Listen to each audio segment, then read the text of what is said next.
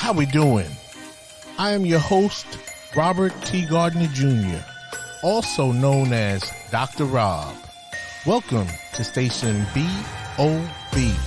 And let me tell you a little about thee. I am a kid from a Harlem hood who turned out good. I got educated like I should. Now I know how to help you grow to become the best of your being in life, love, and work. With that said, I am here to provide you with some clarity associated with the perplexity of the challenges in your life, love, and work. So, without further ado, let's get down on it. Enjoy the show.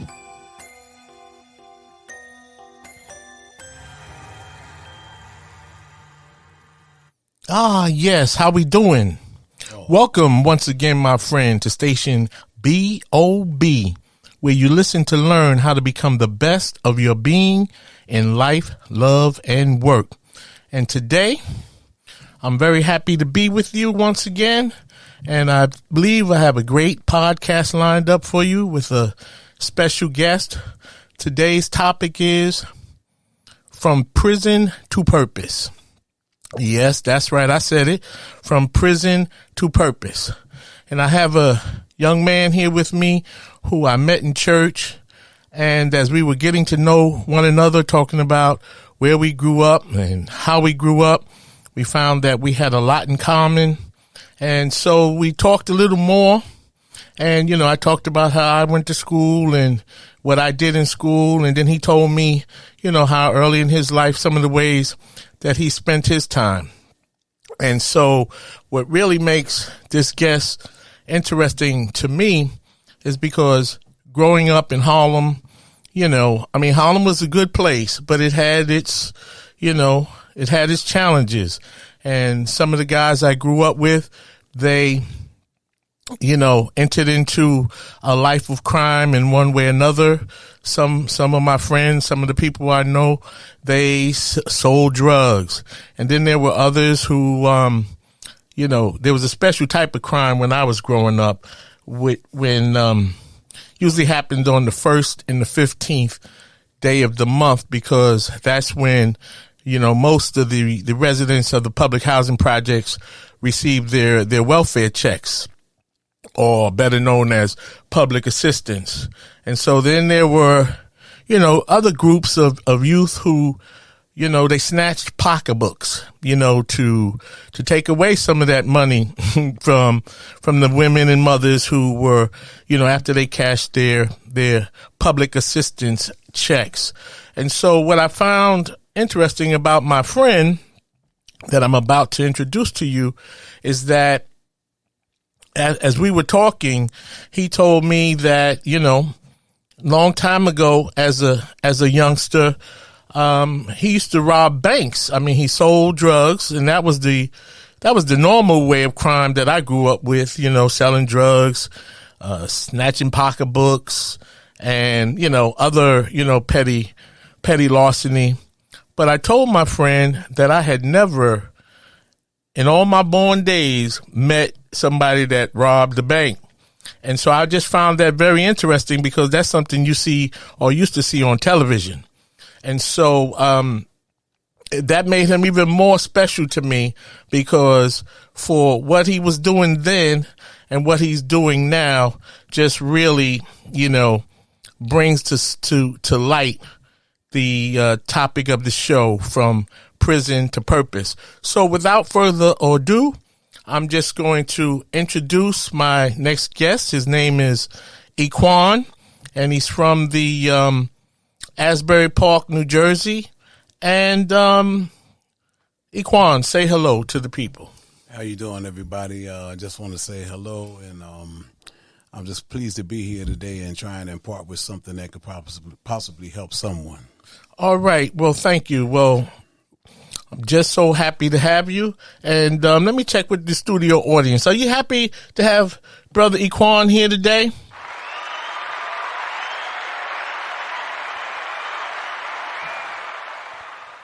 Oh, that's great. I think they too will agree that you're going to make a contribution to the show. So I want to just start off by talking to you, from the early days. As a social worker myself, I understand that a lot that goes on in our adult life stems from what happens in our childhood.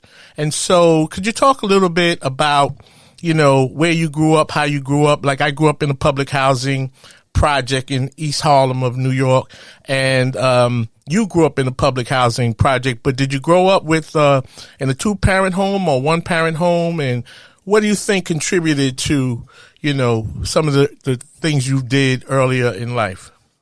Well, I grew up in a two-parent home, and I started this out in Belmar, New Jersey, primarily white shore town, and while I was there, I started school there, Head Start, first grade, second grade. We moved to Asbury Park, and it was at this time that I had this culture shock because I was in school with a lot of Caucasians in Belmar, and when I got to Asbury, it was not one to be found. And that's where everything began to turn, and I began to become aware of who I was as a black kid. And my father and my mother, they showed me a lot of love, and I had a pretty good childhood, to say the least. And it wasn't until I got around in my teenage years, 13 actually, because in my 14th year of life, things for me changed drastically when my mother died. Okay, so your mother passed away? Yes, my mother passed away when I was 14 years old. She was 40, and she had breast cancer. She had 8 children, and I was fortunate enough to be one of her children to actually see her on March the 2nd, 1976, at which time she asked me what was I going to do with my life. I had no idea at 14, which I told her, and I had no idea the path I was about to go down. So when you say that she asked you what were you going to do with your life, are you saying that this was like, for lack of a better term, but was she on her deathbed at that time when she asked you that question? I would say so. And she actually passed away 2:00 in the morning on the 3rd. So it was hours after I had left that she passed away. But that's when she asked you, like, in other words, did she know that she or felt that she was going to pass away? That I really can't answer precisely. I don't know actually what she felt, but I know what I seen, and she was a shell of the woman that I have grown up with. So I guess what I'm getting at is what do you think prompted her to ask you what were you going to do with your life?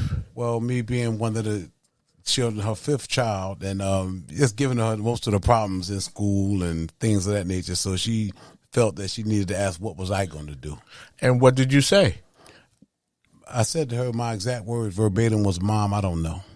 Wow. Okay. Well, 14, I mean, who knows what they're going to do with their life at 14? I mean, there are some children that do, but I certainly was not one. And as you just said, you were not one also who knew what you were going to do. But go ahead, continue. So what happened after your mother passed away? Well, this is at a time when counseling wasn't the popular thing, so the only counseling you got was sit on that couch and be quiet. Sit on the couch and be quiet. And what happened was we became displaced, and my sisters, 2 of my older sisters, tried to step in and assume the position of mom, and this is where my problem started of not wanting to accept them as a mother. Okay, well, that's understandable. I mean, we only get one, we only get one. But when you say you didn't want to accept them as a mother, you knew that they were your sisters. And so, like, what were they doing that now, and you're talking about 2 sisters trying to replace, the mother of all 3 of you. So what were they doing that you were resisting?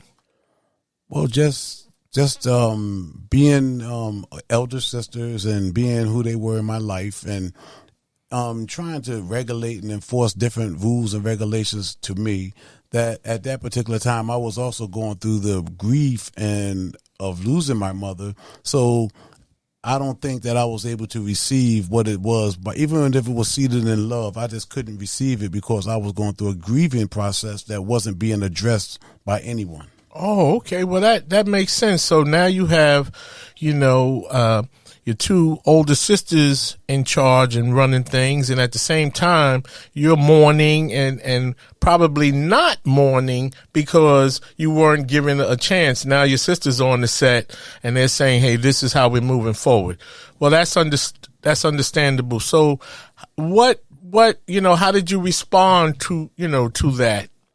Well, I began to act out in school, negative behavior, talking back, the regular things that teenagers do. But I think mine was magnified by the fact that I was now the oldest male. I had a younger brother. My oldest brother had gone already to the service. And my sisters and I, we just clashed. We didn't see eye to eye. And I didn't think that they had the know-how how to handle me as other than their brother as mommy. I wasn't going to see you in those shoes at all. And I just acted out. It was a lot of negative behavior, failing grades, and just not doing the things that I was once doing because my happiness and a lot of things had just been taken from me on March the 3rd. When your mother passed away. Exactly. Wow. So, so talk about, at what age did you start getting involved in illegal activities? That wasn't until I was in my 20s, because at 18 I entered into the Army, and I completed a 3-year tour in the Army, and went to Germany and seen little pieces of the world. But when I came back to Asbury in the 80s, cocaine had become popular, which it wasn't when I left. And me falling back into the same group of people, the cocaine was an allure. Just people was selling it, and I used it for the first time, and it was just the fact that I had used this, and it was something different, and it was a little bit of money they was making, but more so I became a user first before a seller. Okay, so while you are contemplating your early drug dealer endeavors, did it ever cross your mind, with your mother asked you, what are you going to do with your life? Not at all. Oh, so at this point, you've been to the military. Now you're a young man, young adult. You were a young man in high school, but now you're in your early 20s and you're a young man. So now we're really stepping out there. So, okay, so no, it didn't cross your mind, what your mother had asked you, what were you going to do with your life? So then what were you doing? Basically, for the most part, I came home from the service and did nothing. I started collecting unemployment for about 24 months and utilizing some of that money to purchase drugs and, just have a good time. I really had no sense of direction at that time. Even though I just left the service, I didn't go in with a plan. So, of course, I came out without a plan. Okay, so now as a drug dealer, how did you see that? Talk about that. Did you see yourself, I know from my own experience, I did sell a little weed for a short period of time, but I was the reason why I sold weed because, the way I dressed and people used to think that I sold drugs. So I thought maybe I need to, if people are coming to me, maybe that's an indication that I could probably make some money and enjoy some sort of success. Although I didn't see that, in the long term, it's just that I was getting that kind of attention. So, what I'm really getting at is I've came across a lot of young people back in the day that thought that drugs, was their ticket out the hood. You understand? Did you see selling drugs as your ticket out the hood?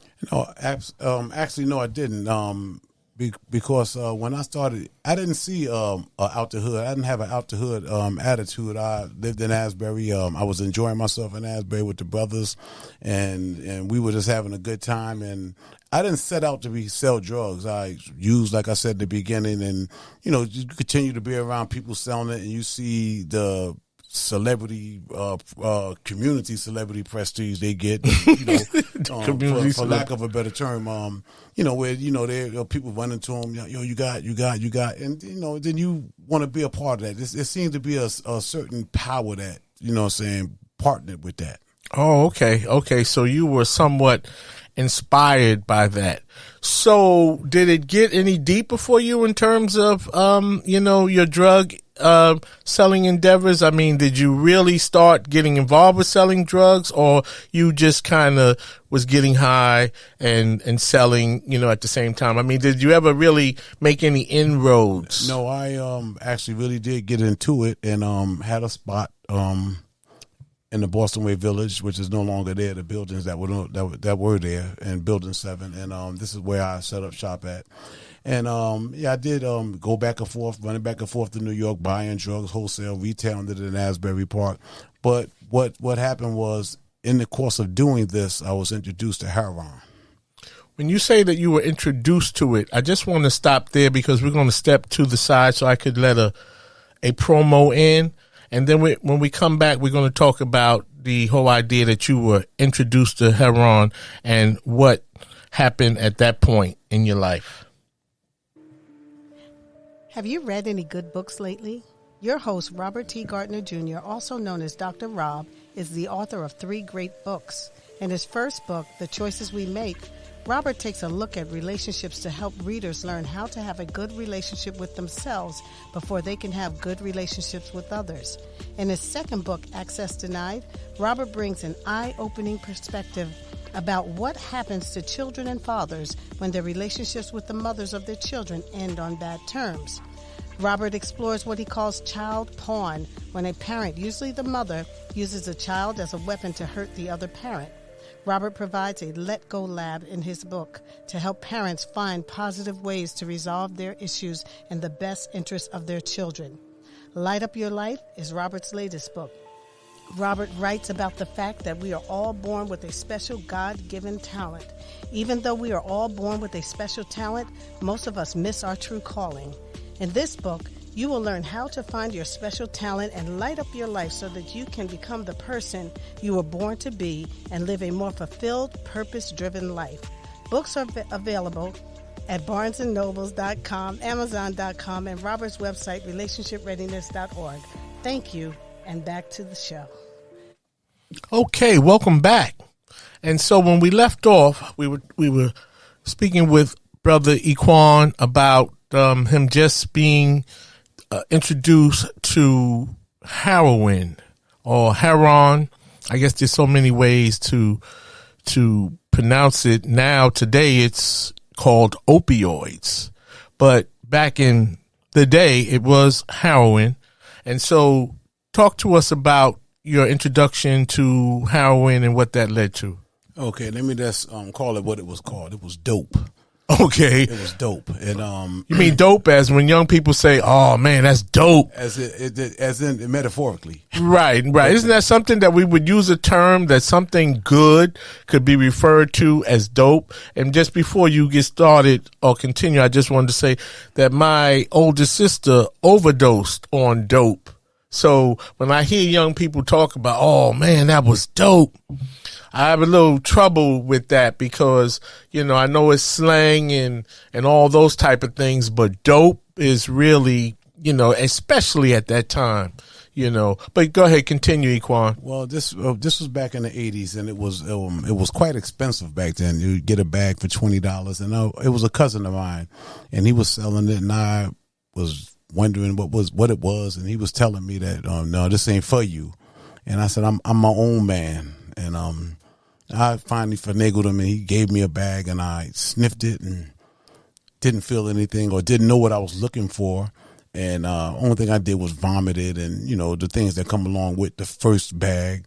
And I tried it again, and I like the laid back effect. I'm not really into the stimulants, but I like the laid back effect of it. So this is what kept me using it, not knowing that it was physically addictive when I was using it. Well, let me ask you this. I want to ask you 2 questions. One, did you get addicted? And two, did you ever mainline? Mainline meaning, take a hypodermic needle and inject heroin into your veins. Well, let me answer that. The mainline part first. No, I've never injected or shot any dope ever.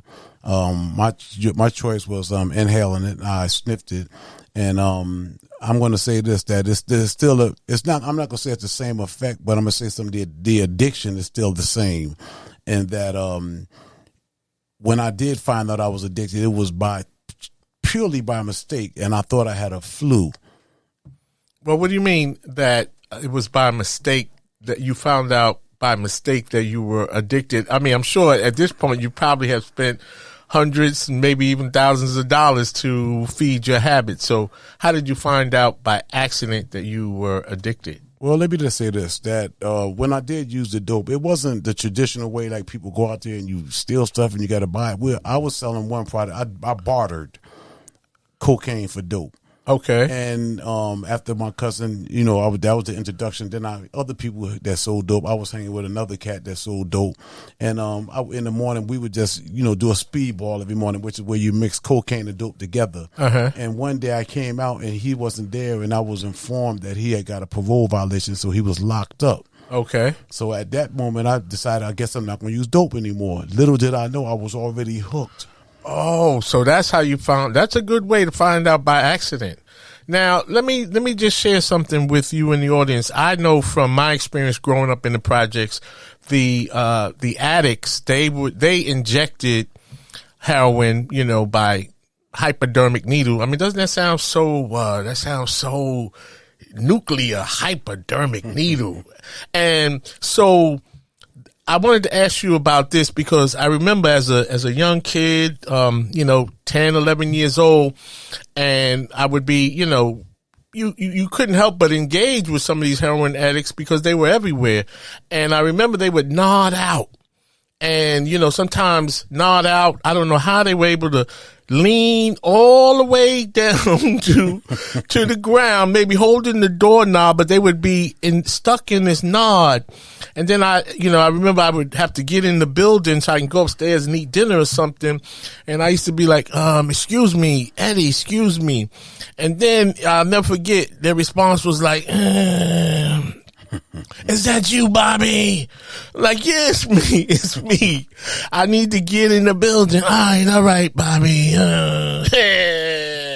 And that was the type of sounds they would make while they were stuck in this nod. I'll never forget that. Did you have those type of experiences when you experienced heroin? Well, actually, no. And the people you're speaking about, I've been in their presence, and that was a generation before me. Okay. Which was where people were, mainliners or going hard to the body, however you want to put it. These were the people from the 70s who came with Claude Brown's book of Man, Child of the Promised Land with the heroin. Yes, that was my era because my sister actually died she overdosed in 1969. So this is before the 70s. So the nod that you speak about is a nod that they was getting because they were putting the drug directly into their bloodline, their blood system. So it was a much greater effect. Okay. Than when you inhale it and it's introduced into your body more slower. So there was no nodding on. Oh no, there was nodding, but I never did the nod dance and looked like I was going to fall, but then pop right back up. And I never did that, but I have nodded. I felt mellow, and closed my eyes a couple of times, but completely aware of what's going on. Have you ever overdosed on heroin? No, absolutely no. Well, not from sniffing it. I'm not even sure of anybody that has, since not back then. Nowadays with the fentanyl, of course, but back then it was morphine based. Okay, and that morphine, it was a slow acting. So I was able to at one point I was sniffing over 10 bags a day. Okay, so let me ask you this, because the topic of the show is from prison to purpose. So I want to move along, because I'm sure we understand, your drug experience and what that was. But how did heroin have anything to do with you, eventually being incarcerated? Absolutely. And what was that? Well, the first incarceration at the age of 27, when I took a raid at the place I spoke about earlier in Boston Way Village, one of the biggest parts that it played was the fact that I was high off heroin when they raided, and I wasn't even aware that they were coming in. When they came in and pulled me out of the bed, I weren't even aware they were police. Well, okay, I was just getting ready to ask you, who raided and where were you when they raided? I was in the bedroom, and they kicked down, hit the door with the battering ram. I heard none of this because I was in a heroin-induced sleep. This is that's the first time I've ever heard that term, heroin-induced sleep. Yeah. So you weren't in a nod, but you were in a heroin-induced sleep. I was dealing with the rapid eye movements at this point, and they came in and they put the light on me, and they had on jean jackets, bandanas, 2 Caucasians, might I add. And I thought they were robbing me because of the fact they didn't have uniforms on. Man, that must have been some good drugs, man. You first of all, you're sleeping. They're banging on the door with that big door knocker thing where they can knock the door off the hinges. Right. Then they roll on you, and you think you're being robbed when you're really being arrested. Right. Woo-wee. Right. So then what happened? Well, they pulled me out of the bed and pulled me into the hallway, at which time the door's right there. I see the battering ram on the ground. Now I realize they're police. Okay. I don't know who all's in the house because when I went in, it was just myself, the woman that lived there, and another brother. But when I went into the living room where they had everybody, they had pretty much herded us to the living room. There was 4 more people there. Well, let me ask you, what led the police to come through the door like that? Usually when the police get onto you, that means you're making some noise. You're doing something, not making noise like, loud noise, but, you've got a little rep going in terms of, people are coming to you. You got a big customer base. Like, what led the police to raid the place where you were sleeping? Well, let me just clarify that about big. Not big as in like, big time drug dealer, but just traffic.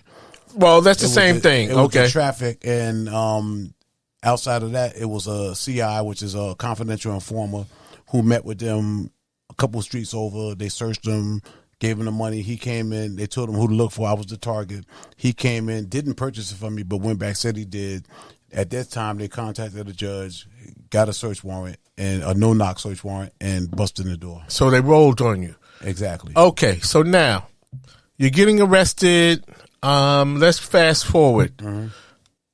You're in prison now. Yes. Or no, you don't go to prison. No, I go to a youth correctional facility. At the time, it was called Annandale. Now it's called Mountain View. Okay, even though you were 26 years old, they sent you to a youth. Yes. Okay, so briefly talk about that. What happened first day? What are you thinking? Do you remember your mother now? Now are you remembering what your mother said? What are you going to do with your life? Let me just, before we even get to Annandale, it started in the county jail. Okay. That's initially where I went and bailed out, and then eventually went down. You got sentenced? I got sentenced. To how long was your first sentence? 2 5 flats. What the heck is 2 5 flats? A 5 flat is a sentence that's given to you without a mandatory minimum, meaning that, I was allowed to be paroled within 14 months. Okay. So 2 5 flats. Okay, everybody got that? Running concurrent. Okay, running concurrent. So how long did you do? About 13 months. 13 months. Would you say that's a long time for a young man 26 years old to be incarcerated? I would say it's a long time for this being my first charge and not knowing what was going on. But then I want to say this also, that it all it did was heighten me to the point where I was like, well, prison is not that bad. Being locked up is not that bad because, you in there with people and you know how that goes. Oh, so you was like around the way. Yeah, pretty much. So let me ask you this. Were you in prison or were you in the youth detention center? No, I was in the I was in Annandale, which is a youth correctional facility, they call it.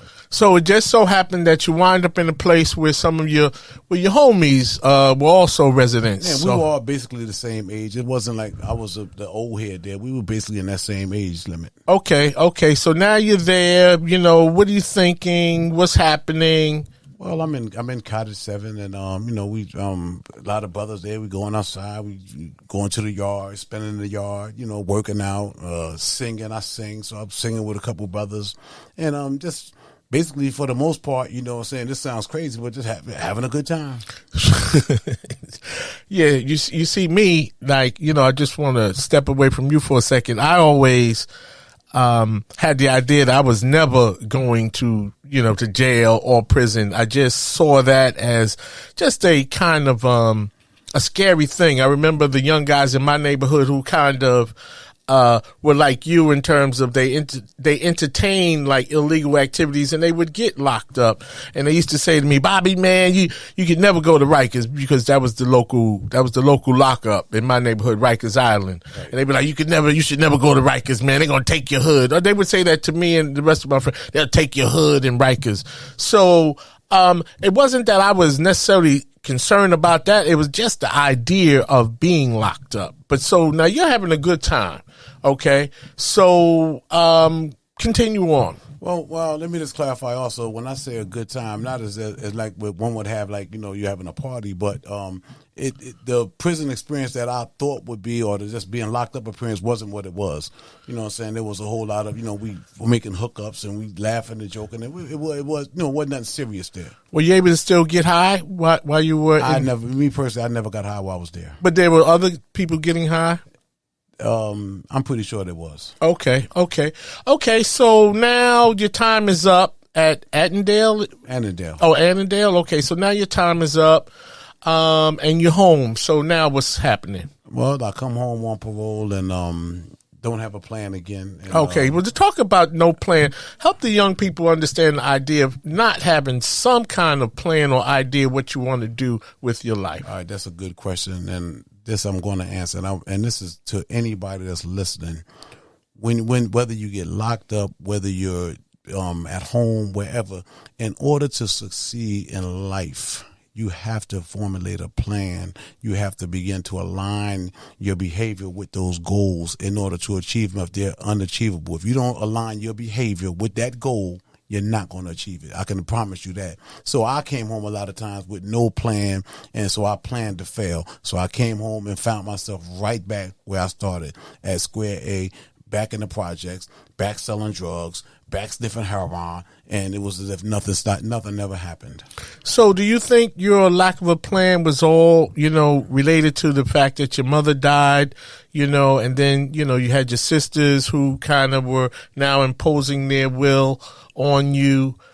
I mean, like, why did you not have some idea of what you wanted to do in life?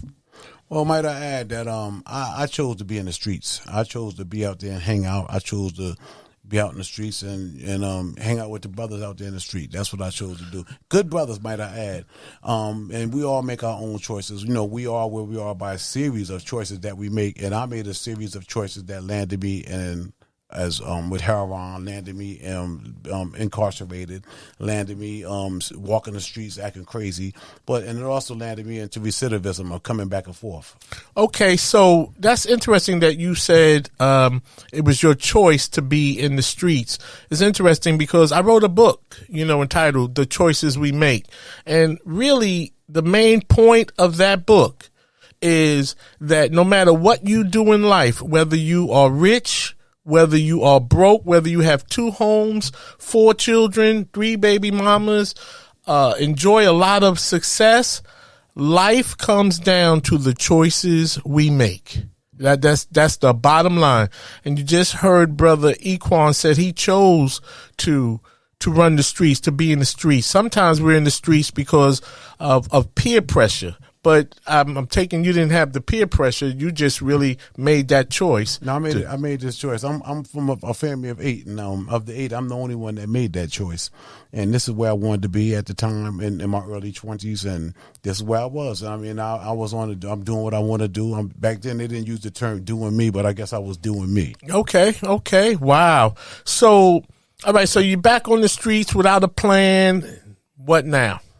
Well, it's back to selling drugs. I'm on parole, violated. Okay. On the run. On the run? On the run for what? Violating parole? what happens is parole is only saying that we now trust you to finish your sentence on the street. Okay. You know what I'm saying? And it comes with conditions, and I had violated the conditions. One was not to get high. You know, I had a dirty urine, and I didn't get a job at the time, and I wasn't reporting. So all of these things, mandate that you get sent back. Okay. So I was going to pay up when they catch up, so I got on the run. So would you say that you just didn't give a damn? For lack of a better term. So when the person doesn't give a damn, would you say that you didn't love yourself enough, you didn't care enough about yourself, or was it not that? No, it wasn't. I wouldn't say that I didn't love myself. I would say that it was just that I wasn't in touch with myself no more. At this point, I was just doing. I was in what I had that when in Rome, do it the Romans attitude. Okay. And this is what I was doing. When in Rome, when in the projects, do it. I didn't grow up in the projects. I grew up in a house. Right. You know what I'm saying? But this is what I gravitated towards, and this is where I enjoyed being at. I enjoyed everything about the projects, about the people, everything. Wow. Okay. I mean, I did the projects too, and it was great, but I just had a different experience. I used to see myself. I used to say, I got to get out of here. And I did have a dream. I wanted to be a businessman. I didn't know what type of businessman, but I knew that I wanted to get out because there was a lot of violence, poverty, heroin. I mean, it was just a lot of stuff. And I saw my way out. So how many times have you been incarcerated? I've been arrested 25 times, 11 felony convictions, and about 10 and a half years of prison.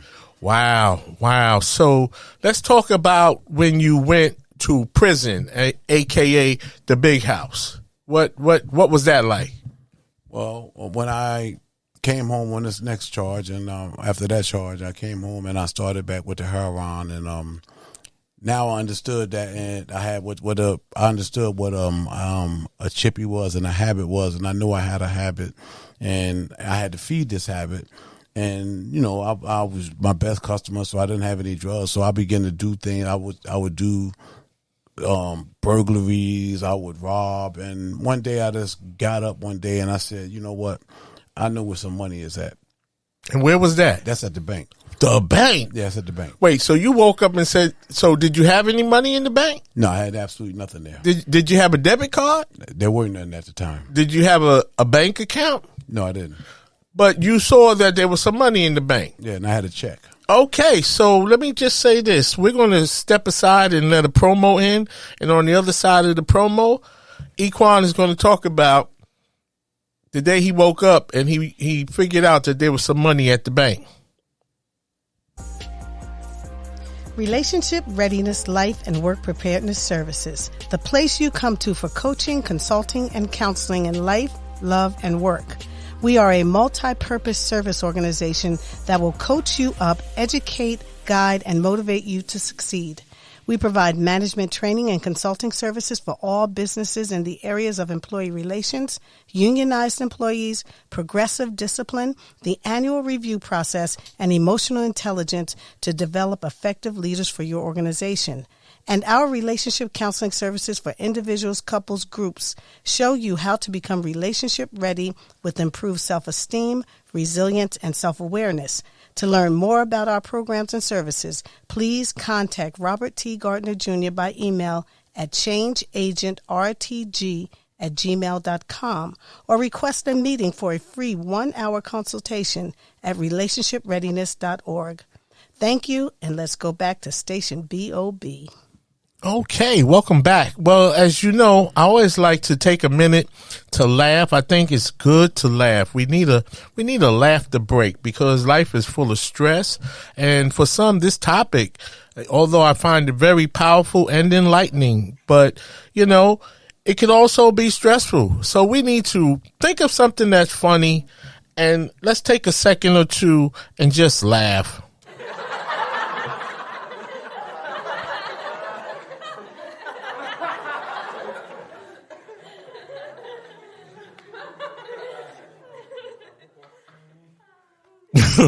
Okay, I always find that funny, and I'm just laughing about nothing. But I feel good when I laugh. I feel relieved. Then I like to crack jokes and laugh. And so, continuing on with Brother Equan, he said that, one day with his heroin habit that he woke up because he needed some more money and he was thinking about some ways, that he can get his hands on some more money. And he came up with the bright idea that there was more money at the bank. So tell us, what did that mean that there was more money at the bank? Were you going to meet your grandmother for a loan, or were you going to fill out a loan application? Exactly what were you going to do at the bank? Well, what I was going to do is go in and take what I could take and keep it moving. And this didn't just come up. I had some practice. I went into a couple of stores prior to this, and came off whatever. Now, when I say come off, it's nothing big. It's not like you can't retire with it, but you can't get high with it. Are you saying that you robbed some stores prior to this? Now, how did you rob them? Armed robbery, or I'm saying sometimes just verbal commands, and it's funny what people think, the illusion that you can create, and people will move based upon that illusion that you create. And I was able to give some verbal commands and receive what I came for. Wait, you telling me that you walked into some stores? Were they bodegas? No, they were stores. Let's just say they were stores around the way. Okay, so you, with your good looking self, you walked into a store and demanded money, what, by note or with a note, or you just? No, this was just acting crazy. Okay, and so did you get any money when you demanded money? Absolutely. Like what type of, how much, like this? Yeah, a couple of hundred. A couple of hundred? And Yes, you were able to walk out of a store or run out. Which did you do? Did you walk out and run out? I walked in and walked out. Oh, you was a bad dude. Not really. Well, you got to remember, I'm going back to the 80s, and this is before flat screen TV. This is before 4K. This is before all of these different cameras everywhere. So a lot of times all they had when the police got there was a description that they would give, and it's not always accurate. Okay. Oh, okay. Especially since all black people look alike, right? What'd you say? Hey, that helped. Okay, so that means you can just grab any black person, you know? Pretty much. Okay, get a, what they call it? DWB, driving while black. Hey, just pull one over and hey, he did it. Hey. So, wow. So let's fast forward to, the idea now that you go into the bank. So did you have some hardware with you? What happened at the bank? Absolutely. I'm gonna tell you this. I did give it some thought, because now I realize that this was something that could possibly turn out bad. I did give it that much thought, but in the same breath, I was sick, because when you don't get the heroin in the morning, they call it being dope sick. And I'm going through the changes, hot and cold sweats and everything. I'm almost to the verge of the diarrhea, the spitting up. So now I got to move fast while I still can move. Wow. But I still had doubt as to whether I was going to do that, going to a bank. Wait. Did you have doubt whether you were going to get, a firearm, a gun, or go into the bank? No, I knew that you could go in there and that you could give them a note and that they would pass the money off because it's insured. Okay, but you say you knew that. You didn't really know that just because it's insured. Do you think they just going to turn their money over to you because from past robberies that I had read about and everything, and that I was assuming that it was an easy thing to do, but it was also in the same breath. I never read about what happened to those people that did it, but I knew that it probably couldn't have been that good. Well, I grew up at a time, and you right behind me. I grew up at a time with there were a lot of movies, Bonnie and Clyde, and there was just a lot of movies about people robbing banks, and that it never turned out good. That is a federal crime, and there's usually some kind of armed law enforcement officer on the premises, and the tellers have buttons that they can press right underneath their counters and just alert the police without you even knowing. So go ahead. So what happened? Well, I'm just going to say this: a lot of these things that you just mentioned, they happen on television. A lot of these things just in real life just don't happen. Okay. You know what I'm saying? Like, just picture the average person that came to work with the idea of doing a 9 to 5, going home and perhaps going to movies later on. Encounter a person coming in saying they're going to shoot them. Uh-huh. The type of fear that it instills in them. A person that this is a law-abiding, tax-paying person who's working at the bank. Okay. Never been approached like this. Here you come Now, mind you, you said a good looking guy like you got to mind you, I was a heroin addict. I wasn't looking like this. Okay. I was looking like a heroin addict. Wow. You know what I'm saying? And and when I went in there and I passed it, but then, I remember this back up when I said that I gave it some thought. I gave it some thought, and it was something happened this day that was strange. I sat there and I wrote the note out, and I said, "Yeah, I'm gonna get a note." And I said, "No, I better not do that." And the radio was on at the time. It was Kiss, was the radio station. Kiss FM. Yes, and a song came on. How ironic! This song was by Shalimar, and it was "Make That Move Right Now." Okay. And that song, I felt like it was talking to me. And how was it talking to you? Well, just the fact that it came on when I was indecisive as to what it was I was going to do. Okay. And the song came on because I needed something to push me that next move. And when that song came on, I said, "That's it. I'm going." Wow. Listen at this. I went in a cab and left in a cab. So did you have the cab waiting for you? Yes, I did. So did the cab know what you were doing? Absolutely not. Okay, yeah, that makes sense, because if I was a cabbie, I would not have been out there when you came out. Yeah. So you go into a bank and you do what? I passed the note off, received the money. Wait. Let's talk about the note. What was the response to the teller when you passed the note? And what did the note say? Well, the note said, "Give me the money before I blow your face off." Okay. So now I mentioned to you earlier that imagine coming to work with the intention of having a good day, only to be handed a note like this. So give me the money. The fear that registered on the face of this person, woman, and then I began the verbal commands of what to give me, but she didn't follow the commands as the denomination that I asked for. How much did you ask for? No, I didn't ask for a certain amount. I asked for a certain denomination. Oh, you want 10s, 20s? Yeah, I said give me hundreds and 50s. Okay, but how much did you ask for? No, I didn't say you. I didn't want to know. Whatever they added up to is what I was going to get. Well, suppose she would only gave you 100 and 150. That's $150. No, I said hundreds and 50s. Okay. Plural. Okay. But she gave me a stack of 20s.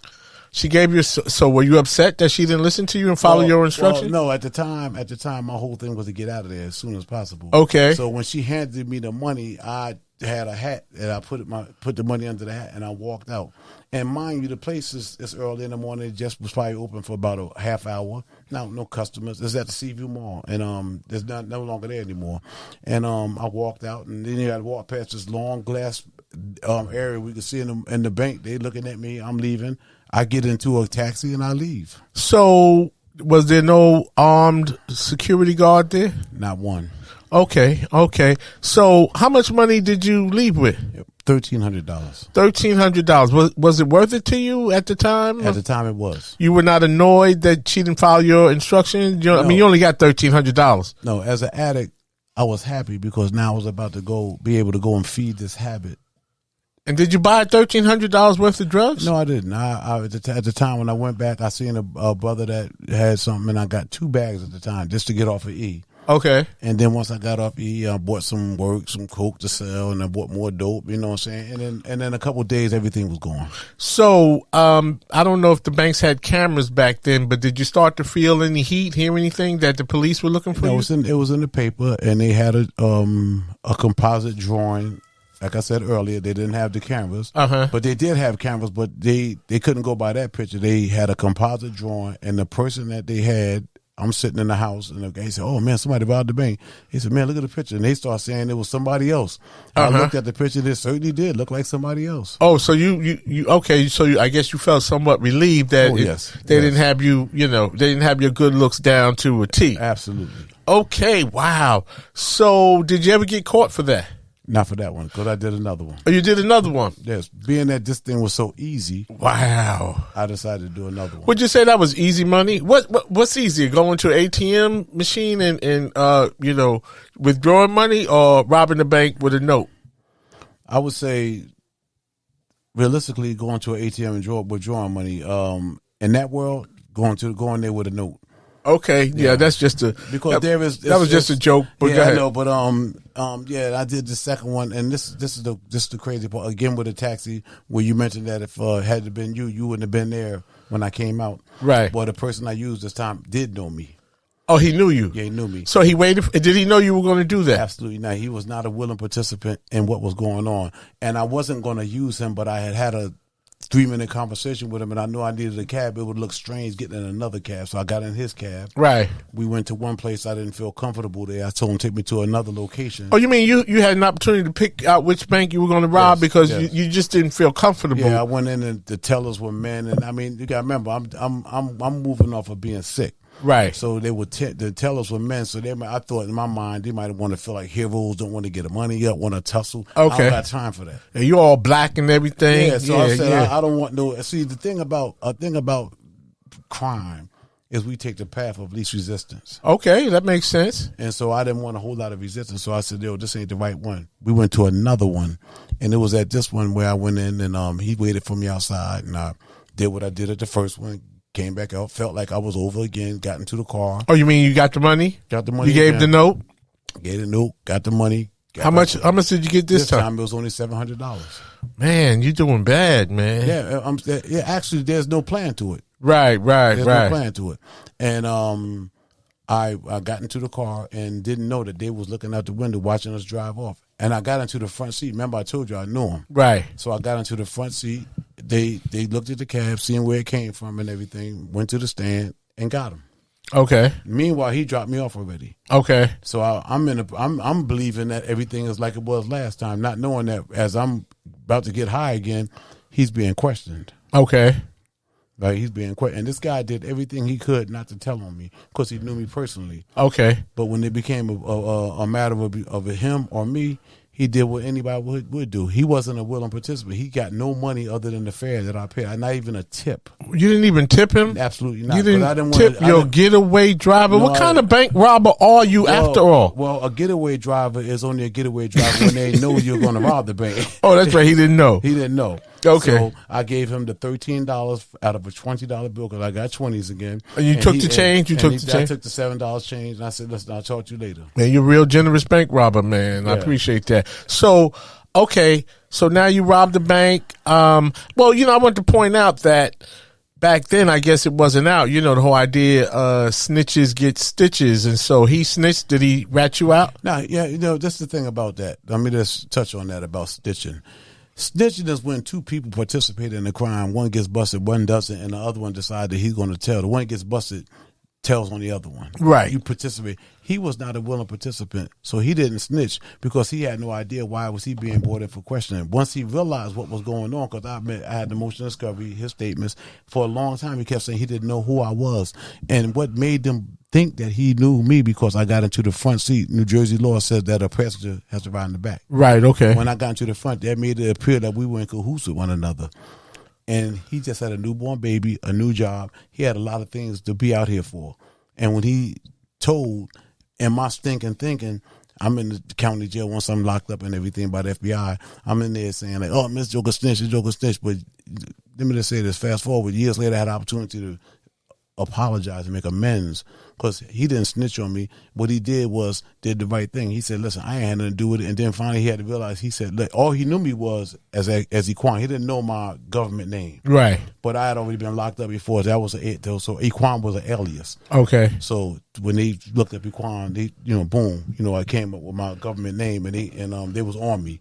I mean, on me, like, and I'm hearing about it and I'm hiding out till it got dark and I tried to leave town and, the FBI caught me at a train station.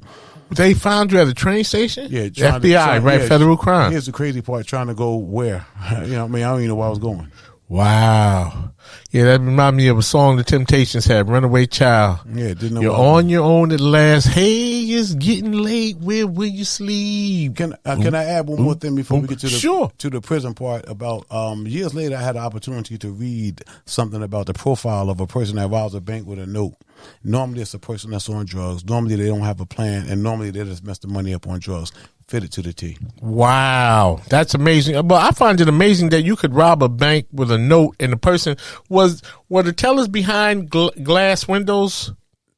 I'm not. You know what? It's been so long ago now because I'm going back to '90, and I don't particularly remember whether there was I know it wasn't a full glass as if like you got the pandemic nowadays. Right, but back in the day, I'm from New York, and banks had glass panels. Well, you live in the metropolitan area. Out here, that's it's New Jersey. It's uncommon for people to walk in and rob a bank. Right. Like that. Okay. So But I'm gonna add this also, that with this robbing of the banks and doing other little things, none of this stuff is who I am.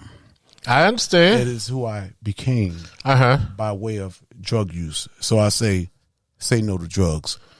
Okay. With that said, this is where the prison. This is where I went from having a 105-397 number to a 219-629 number, which is now a state prison number, and was given a 12 with a 6, a 10 with a 5, a 5 with an 18, and a 5 flat. All running concurrent. Well, let me ask you. You went to a state prison, although you committed a federal crime. Well, it was handled on the state level. Okay. Because a certain amount, you know what I'm saying, automatically mandates that it's handled with the feds.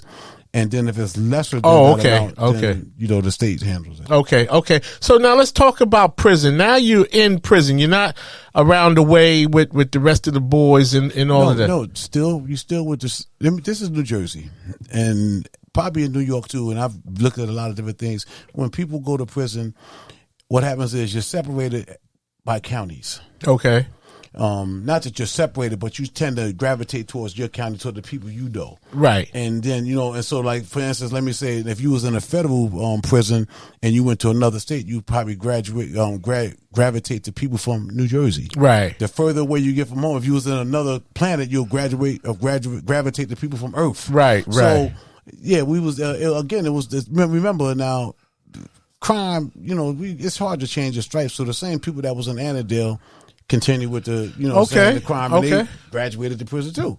So, so we all locked up again. Mm-hmm. And, but the only difference in this one was that now I have a substantial amount of time. And how much time was that? That 12 with the 6. The 12. So you had 6 years? I had to do, 12. I had to do 6 years, but I ended up doing 6 years, 11 months, and 13 days. Wow. You got it done. How many minutes? Now, listen, I lost track because I didn't have a watch. I didn't have a watch. Wow. So you did 6 years, 11 months, and 13 days. Wow. So at what point, or was there a point where you saying, damn, I need to stop going back and forth to prison? No, that's not what I was saying. At the beginning of this particular bid, what I was saying was I was calculating the time, because I had what's called the parole ineligibility. Meaning I had a certain amount of time I had to do before I was eligible for parole. Right. I was trying to count the number from 90, and I kept coming up with 98. I said, there's no way in the world I'm going to be locked up till 98. What do you mean, 98? The year 1998? Yeah, 1998. Okay. And I'm saying, now it's just, it's only 90. Well, when I was paroled, it was January 29th, 1998. Wow. So you did all the time. Yeah, well, and I had, some parole left, but I did a large amount. I was 30 when I went in, and I was 37 when I came out, about to turn 38. So let me just ask you real quick. There are a lot of young cats, that I grew up with, and you even hear it now. I'm not in circulation in terms of being in the neighborhoods and on the streets, but you hear it. People kind of they they make prison okay. Like prison is like you can handle it, you can do it. Is prison okay? Well, I'm gonna say this. I'm 20 years out. I was released in 2001. December the 21st, I haven't been back. So we're talking about 2 decades ago. The landscape and the people in prison nowadays has changed considerably. No, what I'm asking is that something that a young, African American kid should be considering, that I can join the gang because I can do the time, that I should rob this store, or I should shoot somebody because I can do the time because I know people who did. Is that something that young people should be thinking, that it's okay to do that? No, I don't think that they should be thinking that it's okay. But however, I do want to say this, that prison has become, for lack of a better term, that has become the passage to manhood with a lot of African American young men. Well, that's a damn shame. I'm going to tell you that right now. That's a damn shame. It's also a reality. Yeah, true that. So What about prison? How was the food? Like, did you have your own diet? Like, what happened? Well, unfortunately, and I'm using the word loosely, fortunately, because there's nothing fortunate about going to prison. But I was there at a time when you had a lot more things. Like today's prisoner has nothing. You don't have your own clothes. You can't get outside food. You can't taste mom's cooking no more. None of that stuff no more. Okay. No food packages from they can't send you nothing. Everything is purchased in house. Okay. And you got to wear what they sell you. Everybody's wearing States, Browns, or whatever you're wearing. But when I was there, you wear what you want to wear. You could still go to school. I graduated high school while I was there. Okay. People were going to college. People were changing their names legally. Money was flowing. It wasn't even like it was prison. To be honest. Wow. So did you find anything beneficial? Say, I don't mean like in a good way, but something beneficial that you learned the hard way that helped you kind of see, that you need to be doing something different? Or when did you realize that you should be doing something different? Well, because of the time, we have a time constraint. That wasn't the last time I was locked up. You know what I'm saying? I had a third incarceration. Wait a minute. You told me you did 6 years, 11 months, 2 hours and 17 minutes and 32 seconds, and you got locked up again? You got to hear this. I went to a halfway house in Trenton called Clinton House, and while I was there, I was walking the straight and narrow path, and one day I went down a street that I normally wouldn't go down to go back to the halfway house, and this was a street where they saw heroin at. It's called Stockton in Trenton. And I went down there and I seen I'm walking big as a house and, got a book bag and everything. And I see a young Puerto Rican kid and I know he's a hustler. A hustler. When you come from that world, you recognize it right where you go. So I've seen him. So I walked past him that first day. I made it a point to go down that street the next day. Only this time I called him. I said, yo, come here. But he's looking at me. I guess he's saying he don't look like he get high. So he's leery of me. I said, yo, come here. So when he came, I said, yo, how much is it? When I went away, it was $20 a bag. Now it's 15. He had something called Turbo. I bought a bag. Wow. And I'm in the halfway house. Okay, so you bought a bag. I bought a bag and went to the halfway house, sniffed the bag. I wasn't smoking cigarettes, nothing but it. Sniffed the bag, and then started back smoking cigarettes. And then I started going down there on the regular and caught another habit while I was in the halfway house. And I was paroled with a habit. So wow. So eventually you were locked up again for how much time? Well, no, first of all, when I got paroled with this habit, I got out, like I told you, January 29th. March the 12th, I was locked up again on a parole violation. For how long? Until I maxed out April the 2nd. So I don't understand. How long was that? Well, it was from March the 12th until April the 2nd. Oh, so just a month? Yeah, because I was finishing up the sentence. I got parole. Oh, you got parole. I get it. I got violated for dirty urine. When I finally reported and I had transferred over to Mercer County, I got the dirty urine. They locked me up. Now, normally I thought I would have got out because it was a technicality, but they was taking they was taking heroin very serious because a previous parolee had killed his girlfriend or something like that. So okay. Now, Okay. Wow. So let me ask you this now. So now let's just fast forward to you out of prison, and because you're working now and you have a doggone good job. So what happened? When did you get it together that you decided that, you know what, drugs, heroin is not the way? I haven't been a very profitable, drug dealer, and it's brought me a lot of grief, so to speak, just in terms of, your prison time and things of that sort. When and what made you turn it around? I'm going to tell you, this was something different. It always takes something different to turn it around. And I had become dissatisfied with this prison life. And that's what really brings about change, dissatisfaction. And on this next bid I was about to do, I thought I was going to go down to Southwood State Prison because I'd never been there. I said, well, I'll go down there, like it was nothing. I'm saying, like, matter of fact. So when I got to a place called Craft, which is the central reception, for the prisons and stuff like that, right? And assessment center. And I got there, and normally I go down. I don't get no breaks. And I got to this place, and I went to classification, and they asked me would I take a program. And I immediately said yes. What do you mean? Would you take a program? What does that mean? Meaning that instead of going to, as an alternative to going to prison, would you take a program? At the time, they had different drug treatment programs and everything that try to help you, put you back into society, help you transition.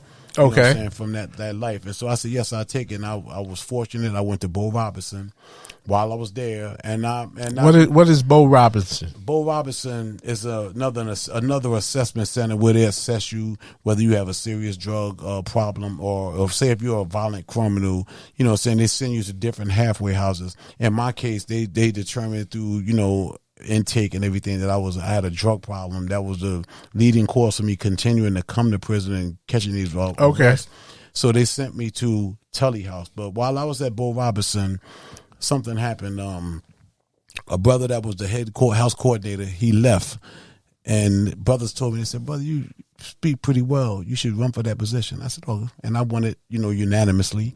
And that position is like, what position was that? It's called coordinator of the house. You have two sides to this particular program, patience and hope. And I was the coordinator for hope. And what I did was I ran the morning meetings. I would, hit the podium, boom, Brooks family, my 3 motivations and a goal. And the spirit, to fast forward it, in other words, this began to wake up something in me, a desire, because they don't call you inmate, they don't call you by number, they call you Mr. and stuff like that. So I was beginning to like the sound of being respected. Wow. Something I hadn't been in a long time. When wow, I say, not that I was disrespecting him, I'm saying like, fiend or, you sitting there, you feeling down when you sitting in court with a bunch of people you don't know. And at one time I'm the only black and they brought a class there to see how the system work, and they looking at me like I'm some type of an animal. And I mean, it was just so many things that I experienced with the system. But just one time I began to feel better, and they called me Mr. Brooks, Mr. Brooks, Mr. Brooks. And it woke up something in me. And what it woke up was already there, because I found out that everything that you are to become, you already are. Yeah, you already are enough. Sometimes we just don't know that. And then one of the commercials earlier where it said, "Let your light shine." I had a light. It has become dim, but it was coming up again.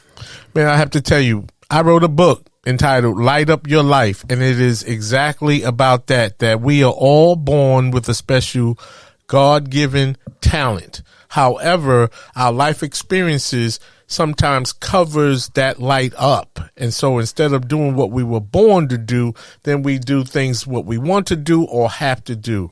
But the idea of it is that, a lot of us miss our true calling in life. But if you can find it, then you can live a more fulfilled, purpose-driven life. And with that said, when you speak about we're all born with this light, I think my light was dimmed on March the 3rd, 1976, when my mother died. Wow. And that's what a major loss can do that. Right. But I have to say to that, sometimes, as a counselor, as a therapist, when I console people about a loss of any kind, is that the idea that, when you lose somebody, especially a parent, we know that we're going to pass away. I mean, nobody wants to die, but we do know that we're going to pass away. And so the idea of us passing away, we want our children to not go astray, to not, be angry. I mean, maybe early on, that's okay. You're angry, those are normal feelings of grief. But the idea is that, your mother knew that she would die, if not for breast cancer, for, old age or something like that. And the idea is to understand that you had the blessing of your mother. I lost my mother when I was 9. Just boom. She didn't suffer breast cancer or she just had an aneurysm, and boom, she was gone. So the idea is that, you understand or try. I mean, you were too young to know, and I was too young to know, and who knows? But the idea is that our parents know they're going to die and pass away. And the idea is for us to now carry the torch and not to go astray. You understand what I'm saying? Right. However, what plays a big part in losing a parent is how old you are when you lose them. Okay. That plays a big part. And like you said, you were 9. And anybody that loves their mother, this is to anybody that loves their mother. That's a hard pill to swallow. No doubt. Let me tell you, my mother taught me everything I knew how to do back then. She taught me how to play chess. She taught me how to cook so I wouldn't wake her up on Saturdays, so she could make me breakfast. I knew how to make pancakes, French toast, bacon, and eggs. She died when I was 9, but I knew how to do all of that before I was 9. So yes, it was a major loss. We handled death differently. That really is the bottom line. And back then, like I said, there was no grief counseling. There was grief counseling was like, boy, you still crying? Man, be quiet. She's gone. That's the counseling. Man up. Pretty much. Man up. Pretty much. But now back to what we were talking about prison. First, let me just say this: in no fashion, form, or way am I. When I said it was fun or whatever, am I fascinated? Am I selling the prison thing or anything? Because let me tell you, I'm an advocate to say that. Listen, please. If you don't have to get into that system, because it's the easiest system to get into and the hardest one to get out of. Is it something that young men strive to do nowadays? There's a saying that back in the days, brothers was in the law library. They were doing everything they could do to kick them doors down to get out of prison. Now they say young brothers are kicking the door in to get into prison. Which makes absolutely, totally no sense. So with that said, you have a good job now. You're doing well. You're married. You're a homeowner, and I think that's a heck of a turnaround for a young man that spent a good part of his young adult life as incarcerated. And it's difficult for young people. I mean, things are lightening up now because society is becoming more aware that everybody deserves a second chance. And there are so many programs and grants for ex-offenders who come out of prison now where they can get a second chance and get a job. But you got a job at a time where that wasn't fashionable. You understand? And exactly. So what do you say to that you were able to turn it around and how you doing now, just as we, bring the show to an end? Well, I will say, and not boasting, I'm doing fantastic. I'm doing great. Life is not without its challenges, but I could deal with them a whole lot better without having a clouded mind and being all drugged up. But what happens is that you have to come to a place in life where there's a fork. One street is the same old thing, the other is change. Change has to take place. In my case, I went to a telly house. It was like I'm gonna use it as like a caterpillar. The program was like the cocoon, and while a caterpillar is in a cocoon, it's a metamorphosis that takes place. And it changes. And when it's in the caterpillar stage, it's really vulnerable to be stepped on and crushed. But once it comes out of this cocoon, it can now ascend to greater heights because it has wings and it's a butterfly. And the same thing with going into this program. I took in a lot of the things that was there. I took in, a lot of the things they had to offer by way of the curriculum. And one of the biggest things I took out was a thing called ABC. Now, that's not ABC 1, 2, 3 from Michael Jackson. No, that's the activating event, the belief, and the consequences. And these are the things that I live by and I pattern my life by. The things that happen to you in life or the activating event, the belief system is what you believe it is. And if your belief system is screwed up, consequently, you're either going to suffer from some of the punishments of a screwed up belief system or the reward of being able to dispute the thought, the disputation of thought. So I learned all these things and I brought that out with me. Unlike I did in the prior coming out of the prison, I was determined because let me tell you something. My desire was to never go back to prison. My discipline allowed me to do that. I became disciplined enough to never touch drugs again. I became disciplined enough to know how to respect other people. And I just made a conscious decision that I was not going back and that I was going to make some form of contribution to the society that's coming up behind me, which is what I try to do today. So let me ask you now, if you could say anything to your mother, now, because her question was to you, what are you going to do with your life? What would you say to your mother? I would say, Mom, I don't know, but time will tell.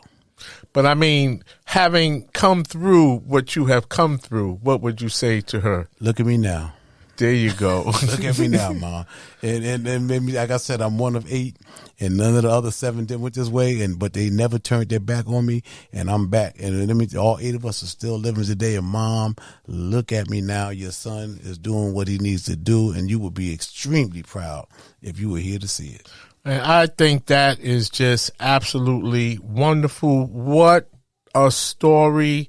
What a turnaround. I just want to thank you so much. Thank you. Brother Equan, for having the courage to come on the show and talk about your life. I mean, for so many of us, you know, life is good for some, but not so good for others, you know, and, but the bottom line is that it was a result of the choices you made. It wasn't because you was black, you know, that could be, you know, that used to hold us down, you know, because we black, we couldn't get ahead.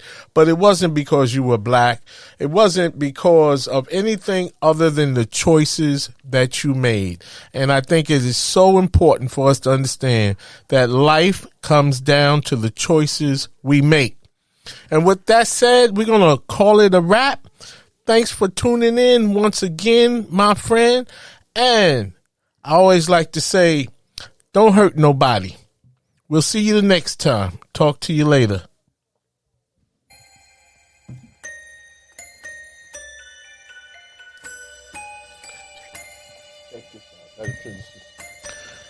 As we wrap up this show, I hope this topic helped you to grow. And now you know a little bit more than you knew before. If you have any questions about this topic, please email me at changeagentrtg@gmail.com. See my website, relationshipreadiness.org, to learn more about my counseling, consulting, and educational programs related to life, love, and work. Finally, in the words of the late, great Reverend Dr. Martin Luther King Jr., if I can help somebody as I pass along, if I can cheer somebody with a word or song, if I can show somebody he is traveling wrong, then my living will not be in vain. Until we meet again, do the right thing when nobody is looking. Peace, beloved.